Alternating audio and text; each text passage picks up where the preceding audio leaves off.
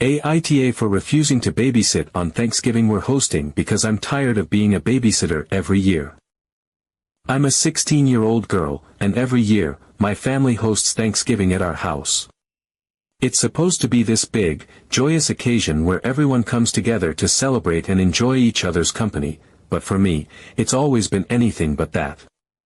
Every single year, as soon as the guests walk through the door, they immediately offload their kids onto me. They don't even hesitate. It's like they all collectively decided that I was the designated babysitter, no questions asked. They just show up, hand their kids over to me, and vanish into the adult world of laughter, drinks, and conversations, leaving me stuck with a bunch of hyperactive, sugar-fueled little terrors.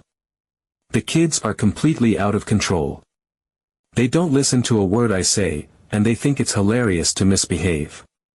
They throw food at me, break things, and make a mess wherever they go. It's exhausting.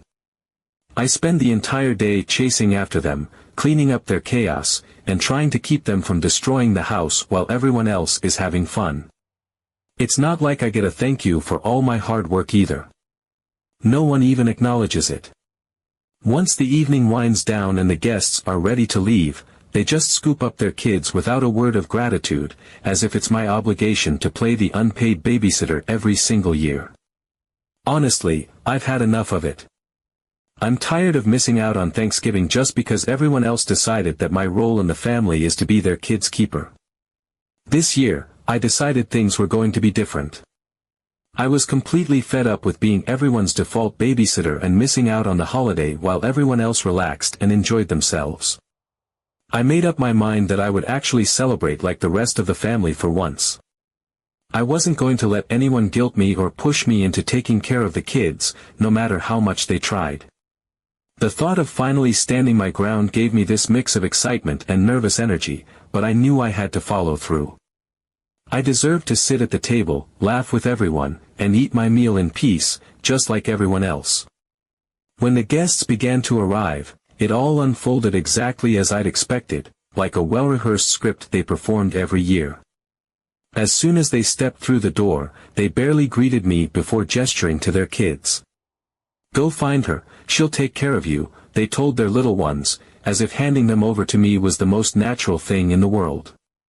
It wasn't a question, let alone a request, they just assumed it would happen, like it always did. I heard them say it, I couldn't not hear it, but I pretended I didn't. Instead, I stayed in the kitchen, focused on helping my mom. I busied myself peeling potatoes, arranging the serving dishes, and setting the table, all the while ignoring the unspoken expectation hanging in the air that I was supposed to jump into babysitter mode. It wasn't long before my aunt arrived, and I knew right away that she was about to test my resolve. She walked into the kitchen holding her kids' jackets, her heels clicking loudly against the floor, and called my name from across the room. Her tone was sharp and commanding, the kind that adults use when they assume you're going to drop everything and do exactly as they say. I turned to her reluctantly, already bracing myself for what was coming. Sure enough, she motioned for me to come closer and, without so much as a "please," said, "Take off their outerwear and babysit them." Her words hung in the air for a moment as I processed them. She had delivered the instructions so casually, so matter-of-factly, as though my entire purpose at Thanksgiving was to serve her and her children. But this time, I wasn't going to play along. I stood my ground and looked her directly in the eye. "I'm not going to do it," I said firmly, my voice steady despite the nervous flutter in my stomach. The look on her face was priceless, pure, unfiltered shock. It was as if she couldn't comprehend what I had just said. "What do you mean you're not going to do it?" she asked, her voice tinged with disbelief, as if the idea of me refusing her was completely alien. I repeated myself, just as calmly but with a little more weight this time. "I'm busy helping my mom," I said simply, turning back to the task at hand as if the conversation was over. She stood there for a moment, frozen, holding her kids' jackets, clearly at a loss for what to do next. Her reaction was almost comical. You'd think I had just declared some kind of family mutiny. Finally, when she realized I wasn't going to budge, she was forced to take off her kids' outerwear herself. The way she fumbled with the buttons and zippers, huffing in irritation, you would have thought I had handed her the most unreasonable task in the world. Her face, though, her face said it all. It was like I had committed some unspeakable act of rebellion, just by refusing to babysit. When it was finally time to sit down at the table, I moved quickly to claim a seat alongside everyone else. My heart was racing a little as I slid into my chair. I was determined to finally enjoy the meal like a regular guest. I wasn't going to give anyone a chance to rope me into babysitting duties. For the first time in years, I felt like I could relax, even if only for a moment. The smell of turkey and stuffing filled the air, the table was beautifully set, and everyone was settling in, talking and laughing as plates were passed around. I grabbed a roll and buttered it, feeling almost giddy about the simple act of being able to sit down and eat with the family like I was supposed to. Of course, it didn't take long for the usual chaos to begin. The kids, as expected, didn't stay seated for more than a few minutes. They started running around the dining room and living room, their voices growing louder as they turned the house into their personal playground. Normally, this would have been the moment where everyone turned to me with those expectant looks, silently telling me it was time to step up and take control of the situation. But this year, I didn't budge. I stayed firmly in my seat, enjoying my food and joining in on the conversations around me. For the first time, I wasn't the one chasing after them, shushing them, or cleaning up their messes. I just let it all happen in the background, fully embracing the idea that this wasn't my responsibility anymore. Then it happened, the inevitable moment I'd been expecting all along. My aunt, who had been watching the chaos unfold with increasing irritation, decided it was time to say something. She put down her fork with a dramatic clink and, in a tone that was just loud enough to be heard over the commotion, said, "Someone needs to look after the children." Her words hung in the air, slicing through the general buzz of conversation at the table. She glanced around the room slowly, her eyes scanning each adult seated at the table, as if waiting for someone to volunteer. But no one did. The other adults avoided her gaze, clearly unwilling to take on the task themselves. Finally, her eyes landed squarely on me. Her expression was sharp and expectant, and there was no mistaking the target of her frustration. "It's your duty as a girl to babysit the children," she said, her voice dripping with irritation and disapproval. For a moment, I just stared at her, completely dumbfounded. Did she really just say that? My mind raced, trying to process the sheer audacity of her statement. The words felt so outdated, so blatantly unfair. I could feel my frustration bubbling to the surface, and I knew I couldn't let this slide. I took a deep breath, steadied myself, and looked her directly in the eye. "It's not my duty," I said firmly, my voice calm but resolute. "And this year, someone else can take care of them." My words landed like a bomb. My aunt's face froze, her expression caught somewhere between disbelief and outrage. It was as if she couldn't fathom that I had just stood up to her. For a moment, the entire table went silent. The clinking of silverware stopped, and everyone turned to look at me, their eyes wide with shock. My mom, sitting just a few seats away, looked stunned as well, her fork hovering mid-air as if she couldn't believe what she'd just heard. The tension in the room was almost palpable, but I didn't waver. I held my ground, refusing to back down or let the weight of their stares intimidate me. Nobody else stepped in to offer their help either, which only seemed to infuriate my aunt more. She sat there for a moment, fuming silently, before finally letting out a dramatic huff. "Well, I guess I'll have to do it myself if it's so hard for you to do it for once," she said, her tone dripping with passive aggressiveness. Her words hit me like a slap, not because they made me feel guilty, but because of the sheer hypocrisy behind them. For once. I've been the one looking after the kids every Thanksgiving for as long as I can remember. Year after year, I've been the one missing out on the meal, the conversations, and the celebrations because I was too busy being everyone's unpaid nanny. And now she was acting like this was some huge burden she was taking on for me.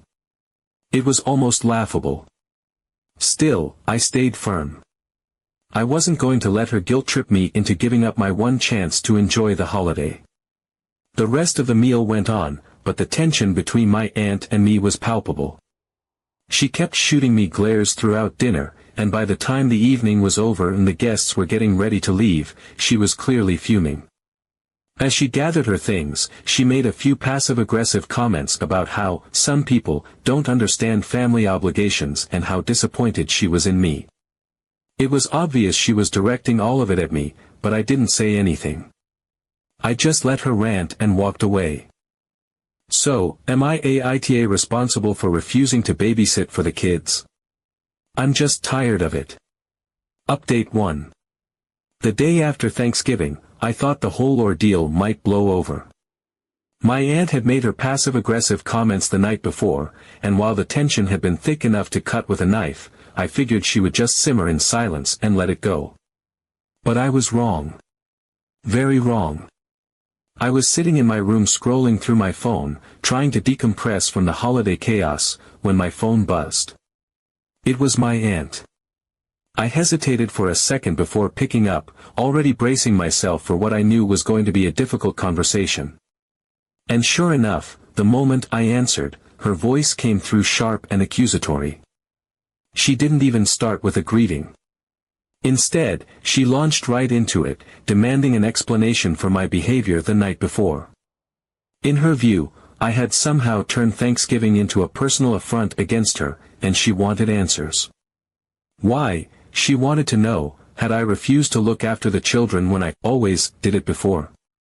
Why had I forced her to take care of the kids when she was a guest in my home? Did I not understand how much of a burden I'd placed on her? I took a deep breath and tried to keep my composure as I explained my side of things. I told her that I was simply tired of being the default babysitter year after year. I wasn't trying to ruin anyone's holiday or shirk some imaginary responsibility, I just wanted to celebrate like everyone else for once. I wanted to sit at the table, enjoy the food, and be part of the conversations instead of chasing after screaming kids and cleaning up their messes all night. It wasn't fair to expect me to sacrifice my holiday every year just because it was convenient for everyone else. But my aunt wasn't having it. The moment I started explaining myself, she cut me off, her voice sharper and more irritated with every word. She didn't care about my reasons or feelings. In her mind, there was only one perspective that mattered, hers. She launched into a laundry list of grievances about how my actions had ruined her Thanksgiving. According to her, because I had refused to do my so-called duty, she had been stuck with the children all night.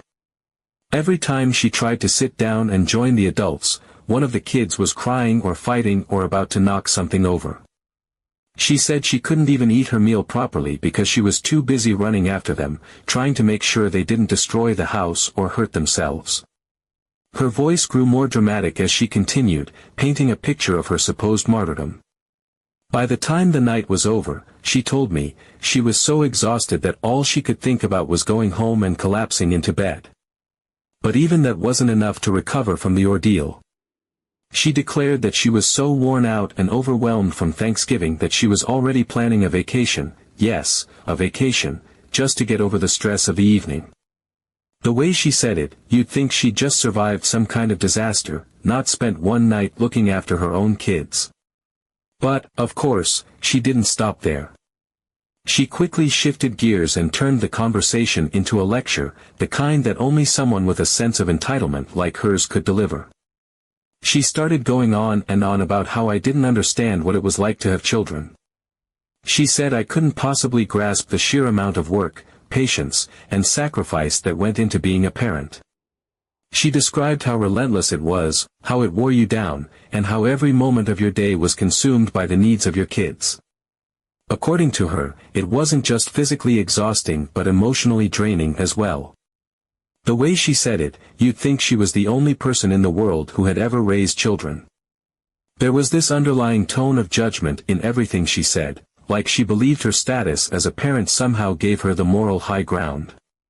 And because I was still young and childless, she made it clear that, in her eyes, I had no right to complain about anything. It didn't matter how tired or frustrated I was, I didn't have kids, so my feelings were invalid by default. As she rattled on, I could feel my frustration building. Her words were so self-centered, so dismissive, and so unfair that it was almost impossible to stay calm. The more she talked, the more it became clear that she saw me as nothing more than an extra set of hands, a convenient solution to her own problems. She wasn't upset because she genuinely thought I'd done something wrong. She was upset because I had dared to disrupt the status quo, the one where she could dump her responsibilities on me and get away with it. Finally, I couldn't hold it in any longer. When she paused long enough for me to get a word in, I told her exactly what I thought. I said she was absolutely right. I didn't know what it was like to have children. I didn't know what it was like to stay up all night with a sick baby, or to spend every waking moment worrying about someone else's needs. And that was precisely the point. These weren't my children. They were hers, and it wasn't my job to take care of them. I hadn't chosen to become a parent, she had. If she brought her kids to a family gathering, it was her responsibility to watch them, not mine. I told her I understood that parenting was hard and exhausting, but that didn't mean she had the right to offload her responsibilities onto me just because it was convenient for her. I could feel my voice getting stronger as I spoke, all the frustration and resentment I'd been holding back spilling out. I wasn't the one who decided to have kids, I told her, so why should I be the one expected to look after them? It wasn't fair, and it wasn't right, and I wasn't going to do it anymore. She was their mother, not me.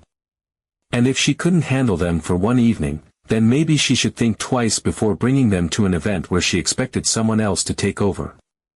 There was a long pause on the other end of the line. I thought, for a moment, that my words might have gotten through to her.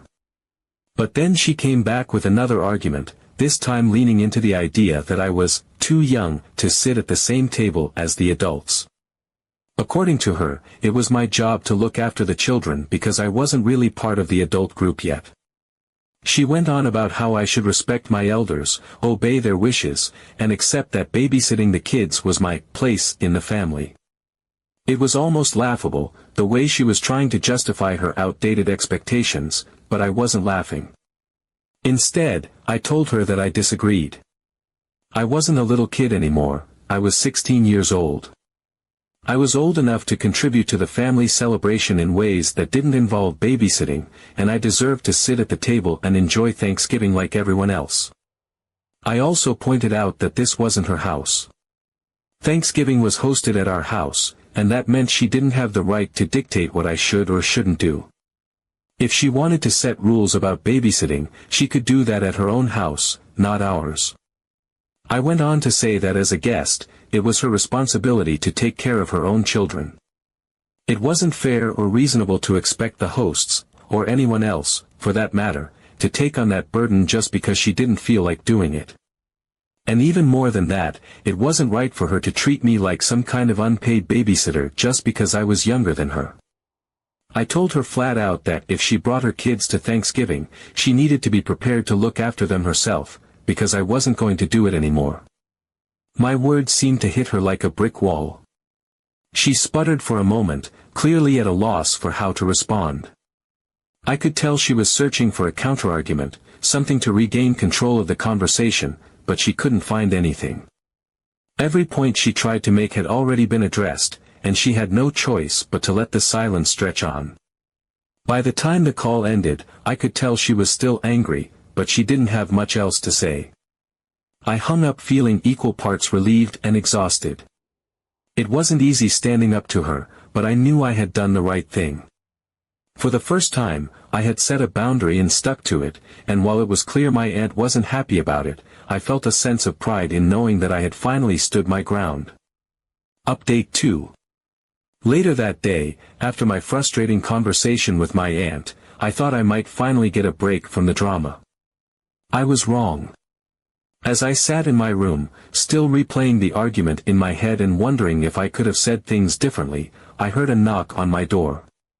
My mom walked in, her face a mix of concern and that unmistakable, "we need to talk," expression that parents always have when they're about to bring up something unpleasant.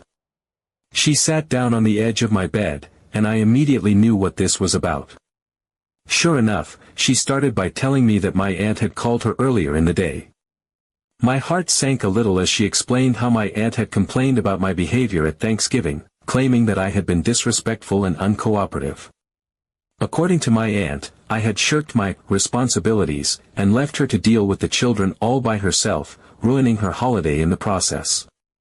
My mom said my aunt was upset, no, furious, and that she had gone on and on about how I had refused to help, how I had been rude when asked to babysit, and how I had supposedly disrespected her authority as someone older. My mom wasn't yelling at me or anything, but I could tell she was bothered by what my aunt had said. She told me that in our family, we were taught to respect our elders and help them when they needed it. She explained that my aunt had felt hurt and overwhelmed and that, as someone younger, I should have stepped in to make things easier for her. My mom wasn't angry, exactly, but there was definitely a hint of disappointment in her tone, and that stung more than I wanted to admit. It was clear to me that my aunt had twisted the story to paint herself as the victim. She had conveniently left out all the times she'd dumped her responsibilities onto me without a second thought, or how she had tried to guilt-trip me into taking care of her kids as if it were my job. And, of course, she hadn't mentioned how she'd snapped at me and acted like I'd committed some terrible crime by wanting to enjoy Thanksgiving with everyone else. Instead, she'd spun a version where she was the overworked, underappreciated guest who just wanted a little help and got disrespect in return. Hearing my mom repeat my aunt's complaints made me feel a wave of frustration and sadness. It was like the entire burden of the situation had been placed on me again, and my side of the story didn't even matter.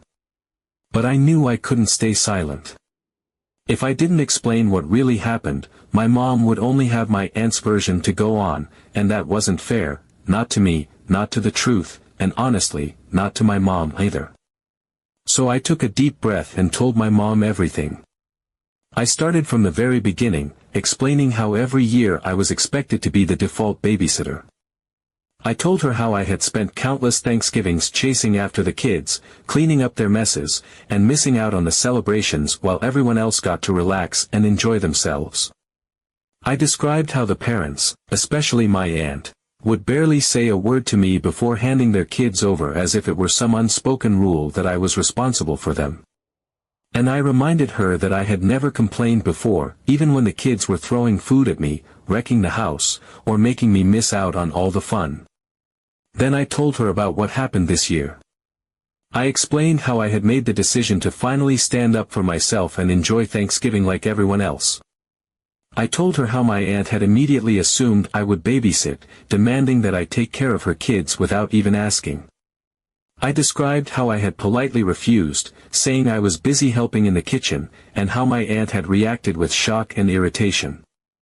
I told her about the dinner table confrontation, where my aunt said it was my duty as a girl to babysit the kids, and how I had finally stood my ground and said no. Finally, I explained how hurtful it had been to hear my aunt's comments after the guests left, and how her phone call earlier in the day had only made things worse.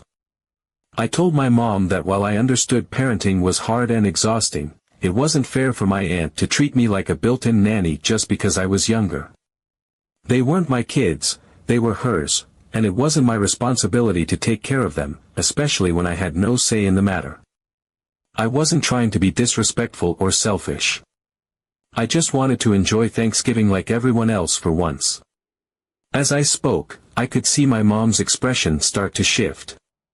At first, she looked unsure, like she was trying to balance her loyalty to her sister with what I was saying. But as I kept explaining, I could tell she was starting to see my side of things. She nodded slowly, and I could see the wheels turning in her head as she replayed the events of the night in her mind. My mom admitted that she hadn't realized just how much pressure I'd been under in past years. She said she'd always assumed I didn't mind watching the kids, since I'd never said anything about it before. She acknowledged that it wasn't fair for me to miss out on Thanksgiving year after year, especially when no one even thanked me for stepping up.